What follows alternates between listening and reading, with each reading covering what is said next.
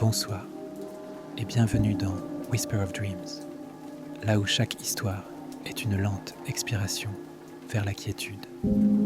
Ce soir, avançons doucement vers un lieu où la réflexion est plus vivante que l'ombre. Au bord d'un lac tranquille se dresse un vieux pavillon oublié du temps, et à l'intérieur vit une femme nommée Amélis. Chaque nuit, elle allume une bougie, regarde un miroir ancien et veille sur le secret qui s'y reflète depuis des siècles. Si ce récit t'apporte un peu de paix, abonne-toi à Whisper of Dreams et permets-nous de t'accompagner encore demain soir, mais seulement si ton cœur s'y sent apaisé. Avant d'aller plus loin, prends un instant pour te calmer. Trouve une position confortable. Laisse ton corps se détendre complètement. Inspire lentement. Laisse l'air frais emplir tes poumons. Retiens un instant. Pause. Puis expire doucement. Doucement. Souffle léger. Ressens tout le poids de la journée se dissoudre avec ton souffle. Imagine une petite bougie s'allumant devant toi. Sa lumière danse doucement dans l'air. Elle t'attend. Commençons ce voyage ensemble. Année 1947. Dans un village nommé Sunyavara, les bruits du monde s'effaçaient peu à peu dans le silence. Le sentier autrefois animé n'était plus que rosée et feuilles mortes, comme si la terre elle-même murmurait doucement. Au bord du grand lac qui reflétait le ciel, se dressait un pavillon en bois ancien, toit courbé, colonnes sculptées à la main, vestige d'un autre âge. Au centre de la pièce, un grand miroir encadré d'argent, orné de lotus à chaque coin. La nuit, sous la pleine lune, des pas légers se faisaient entendre, glissant comme le murmure de l'eau sur les pierres. C'étaient ceux d'Amélis, la gardienne du pavillon. Nul ne savait vraiment son âge. Certains disaient 60 ans. D'autres juraient qu'elle ne vieillissait jamais. Mais tous s'accordaient sur une chose. Amélis veillait sur le pavillon au miroir depuis plus longtemps que la mémoire des hommes. Chaque soir, Amélis portait une petite lanterne en bambou et marchait lentement sur la passerelle de bois, reliant la terre au pavillon. Ses pas étaient lents, non par fatigue, mais parce que chaque pas était une prière. Sur chaque planche, elle murmurait au passé.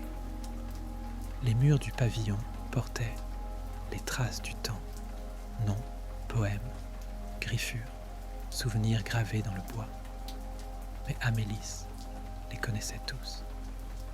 La planche numéro 47 gardait encore l'encre d'une lettre d'amour écrite en 1889. La planche numéro 68 grinçait toujours, et elle savait comment la fouler sans réveiller la grue nichant sous le pont. À l'intérieur, l'air semblait suspendu. Le grand miroir luisait doucement, immobile comme une eau sans onde. Cette nuit-là, l'atmosphère du pavillon changea imperceptiblement, comme si le monde retenait son souffle, attendant qu'un secret se révèle. C'est ici que commença le voyage d'Amélis vers le secret du reflet. Cette nuit-là, quelque chose était différent. Le miroir devant Amélis ne reflétait plus son image. Rien, seulement l'obscurité. Elle abaissa lentement la lanterne, plissa les yeux et toucha la surface du miroir, d'ordinaire froide. Mais cette fois, elle était tiède comme une peau humaine. Dans le coin inférieur gauche, elle aperçut une petite fissure, quelque chose qui n'avait jamais été là. De cette fente, une lueur douce s'échappait, comme si le miroir respirait. Amélis prit une profonde inspiration. Elle retroussa ses manches et, du bout des doigts, toucha la fissure. Le miroir se mit à frémir, émettant un murmure léger, semblable à une voix venue de très loin, un souffle du passé. Puis, soudain, Un symbole apparut à la surface, un papillon, aile grande ouverte. « C'est nouveau », murmura-t-elle, à peine audible. Ses doigts suivirent le dessin délicat du papillon. Un déclic, clic, et le miroir bougea. Un bruit soyeux s'éleva, comme un ruissellement d'eau derrière un mur. Puis lentement, une fente s'ouvrit, formant un étroit passage descendant vers l'obscurité. La lanterne à la main, Amélis contempla le passage, et sans réfléchir davantage, elle fit un pas, puis un autre, et entra. L'air à l'intérieur semblait différent, silencieux. Aucun souffle de vent, rien, sinon l'écho de ses propres pas, se répercutant au loin comme des battements de cœur. La lumière de la lanterne ondulait sur des parois de cristal laiteux. Un parfum subtil flottait, mélange de lotus, de bois humide et de rosée fraîche. Le couloir descendait en pente douce jusqu'à une salle circulaire dont les murs étaient couverts de petits miroirs. Des centaines, peut-être des milliers. Chaque miroir racontait une histoire. Certains montraient le passé, une jeune Amélis courant dans un jardin de fleurs. D'autres révélaient des instants à venir, des fragments d'un futur encore endormi. Et quelques-uns ne montraient rien du tout, seulement du noir, mais un noir vivant, vibrant, comme s'il abritait quelque chose qui attendait encore son heure. Au centre de la pièce s'élevait un pilier de jade vert. Tout autour, 5 coussins de soie ancienne formaient un cercle parfait, semblant attendre quelqu'un prêt à s'asseoir et à écouter. Amélis demeura immobile. La flamme de sa lanterne vacilla dans ses yeux, et pendant un bref instant, elle eut la certitude que cet endroit n'appartenait pas au monde des hommes. Son regard glissa lentement sur les coussins, jusqu'à s'arrêter sur celui de gauche. Sur la soie ternie étaient brodées des initiales presque effacées. SK. Le cœur d'Amélis se serra. Elle connaissait ce nom. Elle l'avait lu dans un ancien registre des gardiens du pavillon. Saraswati Kumari, la toute première gardienne, en 1783. Comment ce coussin avait-il survécu, immaculé, sans poussière, hors de l'emprise du temps? Au moment où sa main allait le toucher, un léger bruissement s'éleva dans la pièce, un chuintement, comme un voile de soie, effleuré par la brise. Amélis se retourna. Au bout du couloir obscur, se tenait une femme, vêtue d'habits anciens. Un châle d'argent glissant sur ses épaules, des bracelets étincelant d'une lumière douce et fragile. Son visage restait flou, comme voilé d'un halo de lune. Elle ne parla pas. Elle inclina lentement la tête, puis leva la main pour désigner un mur. Là, un vieux miroir au cadre de bois sombre, dont la surface trouble semblait contenir un secret encore endormi. Amélis le fixa longuement, et porté par un souffle invisible, fit un pas, puis un autre, vers le miroir qui l'attendait. Le miroir commença à se transformer. Les reflets à l'intérieur s'inversèrent, comme une rivière dont le courant remonte le temps. Amélis observait, silencieuse. Elle se vit elle-même, plus jeune, marchant dans un jardin de fleurs, riant aux éclats avec quelqu'un dont le visage demeurait flou, comme effacé par le souvenir. Puis l'image se métamorphosa. À présent, elle contemplait une autre version d'elle-même, celle qui n'avait jamais existé. Amélis quittant le village, épousant un homme, tenant un enfant dans ses bras, vivant dans une grande ville au bord de la mer. La silhouette de la femme apparut dans le couloir, s'approcha lentement du miroir, et soudain disparut, engloutie dans la surface mouvante du reflet. Amélis resta seule dans la pièce, entourée de miroirs qui ne reflétaient plus seulement la réalité, mais aussi les chemins qu'elle n'avait jamais pris. Le vieux miroir de bois vibra doucement, et dans cette vibration, elle sentit un appel, non pas un son, mais une résonance, une voix perçue au plus profond de la poitrine. Et, au-dedans d'elle, un murmure s'éleva, clair, ancien, indéfinissable. Chaque reflet qui change ouvre une porte encore close. Lentement, les parois de cristal à côté du miroir glissèrent, dévoilant une autre pièce, étroite, mais baignée d'une lumière verte et douce, semblable au reflet de la lune sur un lac endormi.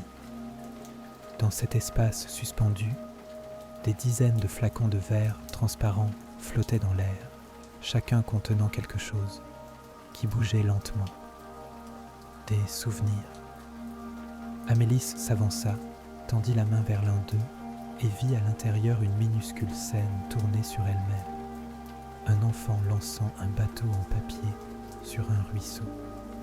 Dans un autre flacon, une femme pleurait sous un arbre de baudy. Dans un troisième, un homme souriait, tenant une bague d'argent entre ses doigts. Ce n'étaient pas ses souvenirs à elle. Pourtant, chaque émotion traversait son cœur, comme si elle en était la source. Douceur, tristesse, vie. Ici, le temps ne passait pas. Il respirait. Au centre de la pièce, une table en vieux bois de teck marquée par les ans. Et sur elle, un grand livre couvert de poussière, lié d'un ruban de soie rouge. Amélis s'assit doucement. Ses mains tremblaient lorsqu'elles effleurèrent la couverture. Et à peine l'ouvrit-elle que la première page, d'abord blanche, se mit à s'imprégner d'encre venue de nulle part. La 9e gardienne est arrivée. Amélis déglutit. Elle ne savait pas exactement ce que ces mots signifiaient, mais son cœur, lui, comprenait. Quelque chose commençait. Elle tourna la page. Une esquisse prit forme, lentement, comme dessinée par une main invisible. Le pavillon, le pont de bois, le couloir derrière le miroir, et la salle circulaire où elle se trouvait à présent. Mais dans le dessin, une pièce supplémentaire apparaissait, une salle en forme de lotus, avec un bassin en son centre et 5 bougies reposant sur ses pétales. Sous le croquis, une inscription. La chambre de la contemplation ne peut être atteinte que lorsque le reflet s'arrête et que le cœur commence à voir. Amélis contempla ces mots longuement. Derrière elle, le vieux miroir vibrait encore, projetant des reflets changeants, instables comme des pensées dans un rêve. Elle sut alors que, lorsque tous ces reflets cesseraient de bouger, la porte vers la salle du lotus s'ouvrirait enfin. Et la question n'était plus ce qu'elle allait y trouver, mais qui l'y attendait, depuis des siècles peut-être, dans le silence éternel du reflet. Autour d'Amélis, les reflets continuaient de changer, des échos du passé, du futur, et de 1000 vies qu'elle n'avait jamais vécues. Elle s'assit doucement sur l'un des coussins de soie. Sa lanterne, vacillante, n'offrait plus qu'une lumière fragile, tremblant sur la surface des miroirs immobiles. Le silence emplissait la salle, non pas vide, mais suspendu, comme si quelque chose, quelque part, attendait. Sur la table, le grand livre restait ouvert. Les pages suivantes demeuraient blanches, comme si le monde lui-même retenait son souffle, guettant une décision, une seule, qui changerait tout. Ses doigts tremblaient lorsqu'elle tourna la dernière page. Le dessin de la salle en forme de lotus y figurait encore avec l'inscription « Quand le reflet s'arrête et que le cœur commence à voir ». Elle répéta la phrase à voix basse comme une prière. Et soudain, tous les miroirs autour d'elle cessèrent de bouger. Plus d'images, plus de lumière vacillante. plus de son. Rien qu'un silence absolu. Le monde entier semblait retenir son souffle. Puis, un clic léger résonna sous le sol. De fines fissures se dessinèrent, formant peu à peu le contour d'une fleur de lotus. De ces interstices s'échappa une lueur argentée, douce et vivante, tandis qu'une plateforme de pierre s'élevait lentement. Au sommet, une porte de verre encadrée d'argent, gravée de motifs délicats, miroitait comme un lac au clair de lune. Elle n'avait ni serrure, ni poignée. Pourtant, Amélis sut. Elle sut ce qu'elle devait faire. Elle leva les yeux, et dans le verre, vit son propre reflet et quelque chose d'autre, derrière lui.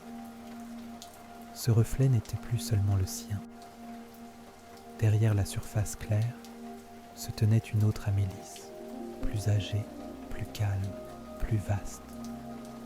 Son visage rayonnait d'une douceur tranquille, et dans ses yeux brillait une lumière venue d'un temps encore à venir. Un sourire passa sur ses lèvres, et la porte de verre s'ouvrit d'elle-même, dans un souffle à peine audible. L'air qui s'en échappa était différent, frais, mais dense, chargé d'une présence ancienne, comme si 1000 âmes y avaient retenu leur dernier soupir. Amélis entra. La salle du lotus baignait dans la pénombre. Seules 5 bougies brûlaient, posées sur des pétales de pierre autour d'un petit bassin d'eau. Mais leurs flammes ne l'éclairaient pas. Chacune projetait une vision, un fragment de vie, un battement d'existence. La première montrait une enfant courant dans un champ fleuri sous un ciel de printemps. La seconde, une vieille femme écrivant dans son journal, un sourire paisible aux lèvres. Une autre, la mer déchaînée par la tempête. Une quatrième, le soleil levant sur une montagne dorée. Et la dernière, celle placée face à la porte, montrait l'avenir. Amélis s'y vit, quittant le pavillon, le grand livre serré contre sa poitrine, tandis que derrière elle, le pavillon se dissolvait lentement, comme de la brume dans la lumière du matin. Sur son épaule, un petit oiseau blanc reposait, immobile. Elle resta figée. Son souffle devint lent, ses yeux brillants de larmes silencieuses. Alors elle comprit. Le pavillon n'était pas un lieu à garder, mais un miroir à traverser.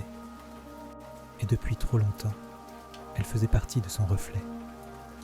Les pas d'Amélis étaient à lourds quand elle quitta la salle du lotus. Autour d'elle, les miroirs demeuraient immobiles. Mais l'air avait changé, plus léger, presque vide. Sur la table, là où reposait le grand livre, quelque chose d'inattendu l'attendait. Un oiseau blanc. Ses plumes luisaient d'un éclat pur. Ses yeux verts brillaient comme des gemmes vivantes. À sa patte pendait une petite clé, taillée dans une pierre de jade. L'oiseau la fixa longuement, silencieux, mais empli d'un sens qu'aucune parole n'aurait pu contenir. Puis il s'envola doucement, vint se poser sur son épaule. Et de cette proximité, Amélis entendit une voix, non pas un son, mais une pensée claire, parlant directement à son cœur. Tu dois ouvrir la porte d'en bas. Le reflet ne reviendra pas tant que ton choix ne changera pas. Elle tourna la tête. Au bout du pavillon, une trappe descendait vers les profondeurs, obscures, poussiéreuses, fermées depuis toujours. Elle se souvint d'un avertissement. Ne descends jamais là-bas. Ce n'est pas un lieu pour les vivants, mais pour les souvenirs que l'on ne peut laisser partir. Mais cette nuit-là, Amélis comprit qu'il n'y avait plus d'autre chemin. La clé de jade dans la main, Amélis descendit les marches étroites de l'escalier de bois. Chaque pas résonnait doucement, comme un murmure du passé refusant d'être oublié. L'air sous le pavillon était humide et froid. L'odeur du bois ancien se mêlait à quelque chose d'indéfinissable, peut-être des souvenirs. Au pied des marches, elle découvrit une grande porte en teck couverte de délicates gravures, des papillons aux ailes déployées, le même symbole que celui apparu jadis sur le miroir. La clé s'inséra parfaitement dans la serrure. Cliquetis. La porte s'ouvrit lentement, laissant échapper une lueur verdâtre, douce et tremblante, comme une respiration. Et derrière elle, un autre monde. Plus de murs de cristal, mais un long couloir, rempli de milliers de petits miroirs. Ils couvraient les murs, le plafond, le sol. Tous vibraient doucement, comme s'ils respiraient à l'unisson du temps. Amélie entra. Chaque miroir reflétait une version d'elle-même, une enfant au bord du lac, une jeune fille écrivant une lettre, une femme en pleurs et une autre, riant d'un souvenir jamais vécu. Au centre se tenait une vieille femme, appuyée sur un bâton orné d'un papillon d'argent. Elle leva les yeux vers Amélis et lui offrit un sourire empreint de douceur. « Tu es venu plus tôt que je ne le croyais, » dit-elle. Les reflets se fissurent. Seule la gardienne peut les réunir. Amélis voulut parler, poser la question qu'elle portait depuis le début. Mais le murmure des miroirs devint un fracas, un grondement cristallin comme une mer de verre en tempête. La vieille femme s'avança, le regard calme et profond. « Ton choix, murmura-t-elle, n'appartient plus seulement à toi. » La salle sembla s'étendre, sans mur, sans limite. Amélis faisait face à la vieille femme, tandis que des milliers de reflets d'elle-même bougeaient librement à travers les miroirs. Sur son épaule, l'oiseau blanc battit des ailes, comme s'il pressentait un changement immense. « Qui es-tu vraiment ?» demanda Amélis d'une voix tremblante. La vieille femme esquissa un sourire et pointa le centre de la pièce là où se dressait un seul miroir, isolé, plus grand que tous les autres. Celui-là était étrange. Il ne reflétait rien, seulement une lumière mouvante, ondulant comme de l'eau vivante. « Je suis toi, dit-elle doucement, une de ces vies que tu n'as pas choisies, celle que tu as laissée derrière. J'ai voulu abandonner mes souvenirs, mais j'ai fait le mauvais choix. Et le reflet m'a condamné à l'éternelle répétition. » Elle leva son bâton et en frappa doucement le sol. Un grondement vibra dans l'air, profond, harmonieux, presque musical. Les murs disparurent, le sol se dissout en brume, et soudain, Amélis se retrouva debout sur un pont de lumière, suspendue dans un espace sans fin. Tout autour d'elle, des milliers de versions d'Amélis vivaient encore.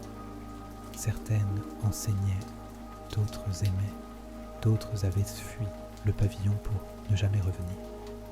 Elles étaient toutes réelles, toutes possibles, toutes elles-mêmes. Le choix, dit la vieille femme, n'est pas une ligne droite, c'est un espace, et chaque pas que tu fais en crée un nouveau. Un vent doux passa, comme un soupir entre les feuilles d'un arbre. Tu es maintenant au point de divergence, là où une seule décision déterminera quelle version de toi continuera à exister. Amélis regarda autour d'elle. 1000 visages lui faisaient mince face, ses propres visages, chargés de vie qu'elle n'avait jamais vécue. Sur son épaule, l'oiseau blanc chuchota doucement. Le vrai choix n'est pas celui qui paraît parfait, mais celui que ton cœur regretterait le plus de n'avoir jamais tenté. Amélie s'inspira profondément et fit un pas. Elle s'approcha d'une version d'elle-même, celle qui n'avait jamais été gardienne, qui vivait simplement, qui avait aimé quelqu'un sans jamais oser le lui dire. La vieille femme inclina la tête et sourit. Le grand miroir vibra, puis, lentement, tous les autres reflets commencèrent à s'effacer, un à un, comme des grains de poussière emportés par le vent. Et bientôt, il ne resta qu'une seule image, Amélis, seule, revenue au cœur du pavillon.